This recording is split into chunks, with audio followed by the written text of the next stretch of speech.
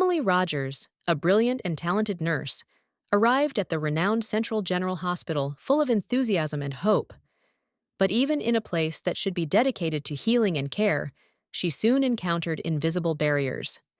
It wasn't a lack of competence or experience, but something deeper and more painful. The prejudice that still persisted, subtle and silent, against her ethnicity. We've all heard of invisible barriers, but nothing compares to feeling them firsthand, day after day, even when you are clearly qualified. Even though her training and skills spoke for themselves, Emily quickly realized that being good wasn't enough. Her suggestions were constantly ignored, and her opinions disregarded. This showed in small moments, like when she was the only one in the room not addressed by name during meetings. These details, though subtle, were a constant reminder that for some, her abilities were secondary to her skin color. Imagine the frustration of having to prove, again and again, what should already be obvious. But Emily didn't give up. She understood that to change the mindset of an institution, it was necessary to persevere and show that she wasn't just capable, but indispensable. Amid these obstacles, she demonstrated her quiet strength. And, you know, sometimes the best response to a hostile environment is to keep shining, even if they don't give you credit. And that's where the story takes an unexpected turn, because someone was watching all of this, someone no one would suspect. Luke Davis, an apparently ordinary patient, was recovering from a complicated surgery, but his eyes were far from passive. From his room, he saw everything that happened in the hospital corridors, and what caught his attention most was Nurse Emily. It wasn't just her dedication to her work or the gentle way she treated patients. It was also the unfair way she was treated by the medical staff. Luke saw something that many pretended not to notice: the disguised prejudice Emily faced every day. As he watched, Luke wondered how it was possible for someone so clearly qualified to be left out of important discussions.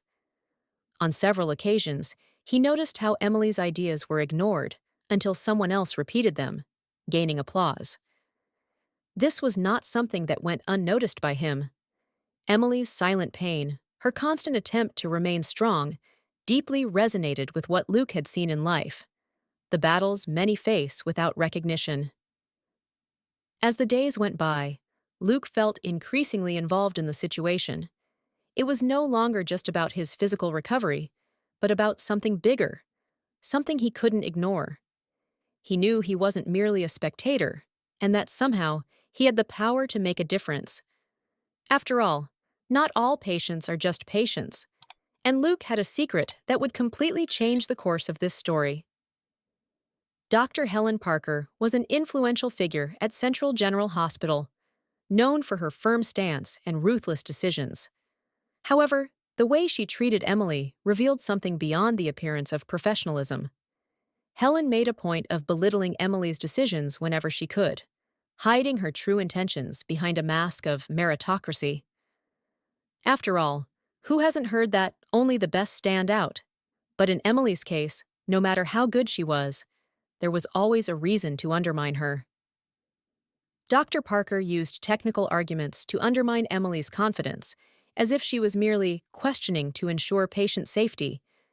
But it was evident to anyone paying attention. Her criticisms were targeted, relentless, and, above all, unjust. Emily was always being tested beyond what would be reasonable, as if she needed to prove twice as much to be considered minimally competent. This is not what they call equal opportunity. It's the masked face of prejudice. And yet, Emily didn't let herself be discouraged. She continued answering the questions, making safe decisions, and showing that, regardless of Helen's attempts to put her down, her competence could not be erased. Luke, watching all this from afar, began to realize that the problem went far beyond the arrogance of one doctor. It was something deeply rooted and required more profound action. Luke knew the time to intervene was drawing closer. When Emily discovered that Luke Davis was not just any patient, but the principal shareholder of the group that managed the hospital, a spark of hope ignited within her. It wasn't just about finding someone with power. It was about finding someone willing to act. By sharing her experience and frustrations with Luke, Emily saw in him an opportunity to finally break the toxic cycle that existed there. It was a risk, but she knew it was worth taking. Luke, in turn, was impressed by Emily's resilience. He had seen her struggle up close and knew that something had to change, not just for Emily, but for all the professionals who, like her, faced discrimination without having a voice. He decided he would no longer be a passive observer. Using his position of influence, he began to gather the information needed to expose what was happening. After all, power without action is worthless, and Luke was determined to use his to promote justice. What happened next was a true turning point. Luke and Emily joined forces, and together they began planning an internal investigation. It was time to bring to light what many tried to hide and change the culture of that hospital forever. Emily's courage and Luke's decision created an unexpected but powerful partnership that was about to transform Central General Hospital from the inside out. With the internal investigation led by Luke and Emily, long-hidden truths began to surface. It didn't take long for the hospital's toxic and discriminatory culture to be exposed, with Dr. Helen Parker's actions at the center of it all. The evidence was clear. There was a consistent pattern of exclusion and prejudice, disguised as meritocracy. It was no longer possible to ignore what was happening, and consequences soon followed. Helen was removed, and the hospital had to face the reality that deep changes were necessary. Luke and Emily didn't stop there. They knew that removing one person wouldn't solve everything. It was necessary to change the hospital's structure and policies. Together, they implemented a series of new measures to ensure inclusion and combat racism, from mandatory training to creating safe channels for reporting issues. These changes were not just about the present, but also about creating an environment that welcomed and valued professionals of all backgrounds, without exception.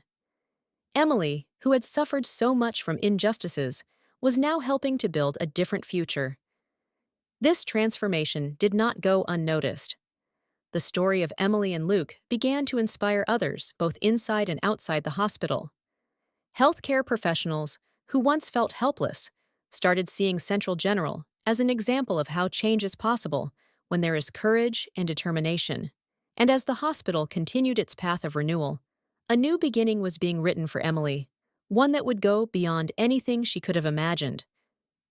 After all the changes that took place at Central General Hospital, Emily was promoted to Director of Innovation and Inclusion, a position that symbolized not only her competence, but also her ability to overcome adversity.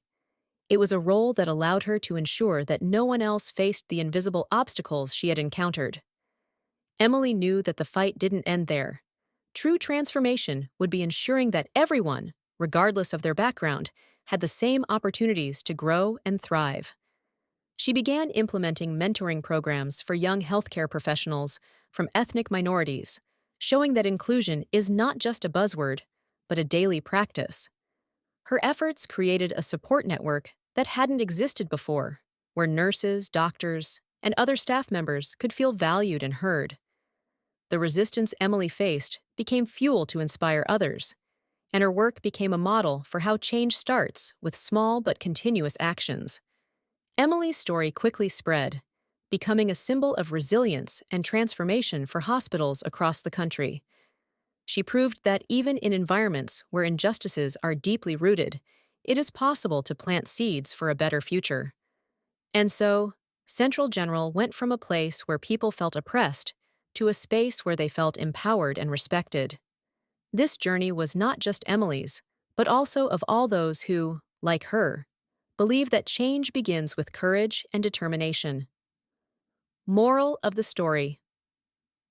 The story of Emily and Luke teaches us that, even in the most challenging moments, courage and resilience can change everything. If you have ever faced an unfair situation, if you have ever felt left out despite your effort, know that there is always a way to transform that reality. Emily not only fought for herself, but inspired many others to do the same. And you, how are you using your power to change your life and the lives of others? I'd love to know. Have you experienced something similar? How did you react? Share your experience in the comments, as your story could be the inspiration someone else needs. And if you want to learn more about turning adversity into opportunity, subscribe to the channel and activate notifications. Here, we will continue exploring stories that can help you change the world around you, and perhaps even yourself.